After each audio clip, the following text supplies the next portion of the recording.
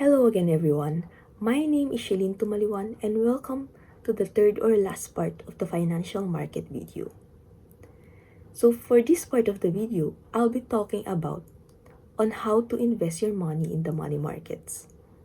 Since my first name starts with the letter S, let's use the Singaporean dollar as the currency as an example. So, how to invest your 10,000 Singaporean dollar in the money markets? First is to open a brokerage account, which can be done with an online trading platform or investment app. Most brokers ask for personal information such as social security number and annual income. Second step is to determine if your available 10,000 Singaporean dollar meets the initial minimum investment requirement of a particular fund, which will help you narrow down your options when choosing what money market to invest in. Third step, it's time to choose the type of money market fund that fits your preference. For this case, purchasing treasury bills seems to be a great option. Since it is issued by government, this would be compatible to those who are conservative with their money and wants a less risky investment. Fourth step, place your order of a T-bill with a 10,000 Singaporean dollar denomination and wait for the confirmation of purchase. Fifth step is to settle your payment, which is typically on the next day. Since it is issued at a discount, the cash price would be less than the face value of the T-bill. Consider this as your interest earned. Sixth step is to keep track of your investment. Seventh step, wait for the maturity of your T-bill, which is usually on a short-term basis, 1 year or less. Eighth or last step, once it reaches its maturity, check if the yield of your T-bill has already been deposited to your account. You'll receive back the full amount of your invested money plus additional interest earned.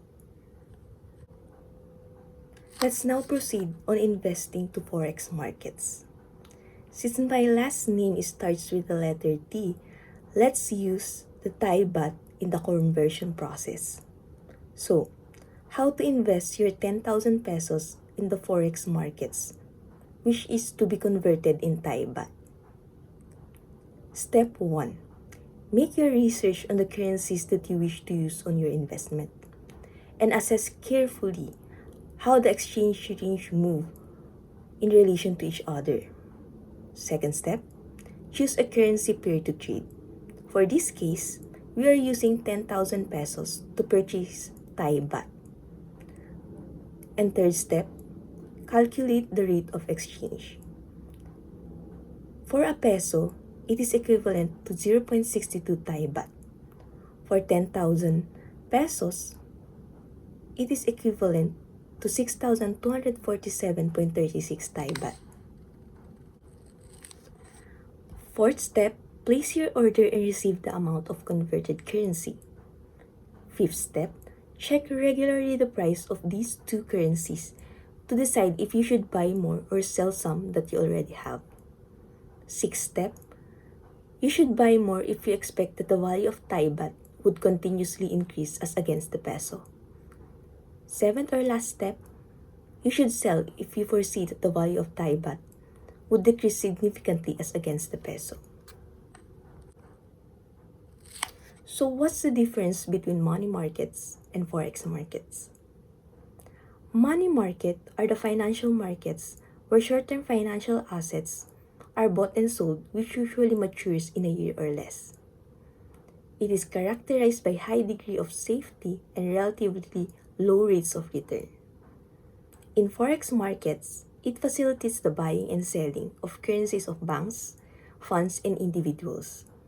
It can provide high returns, but also brings high risk. So how does making a profit in money markets and forex markets work? The return on a money market fund comes from the income it pays, or what it yields, which is similar to earning interest income on cash. You should watch out for any new issuances that you can buy at a reasonable price, which can in turn provide higher rate of return compared to the purchase price. In forex trading, you can make money by correctly predicting the price movements of the currency pair. Consider it as a profit when the currency that you bought is continuously increasing in value compared to your base currency. So how are we going to monitor exchange rates?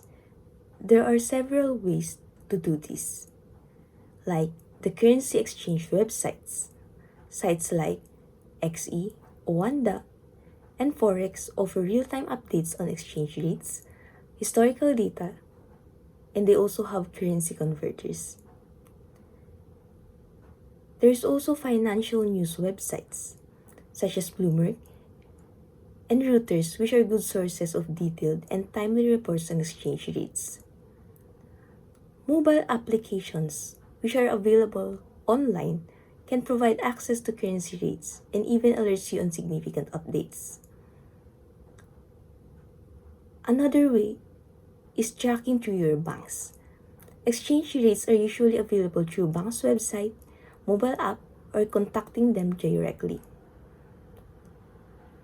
You can also visit the forex trading platforms, which provides a complex analytics on trends and technical matters.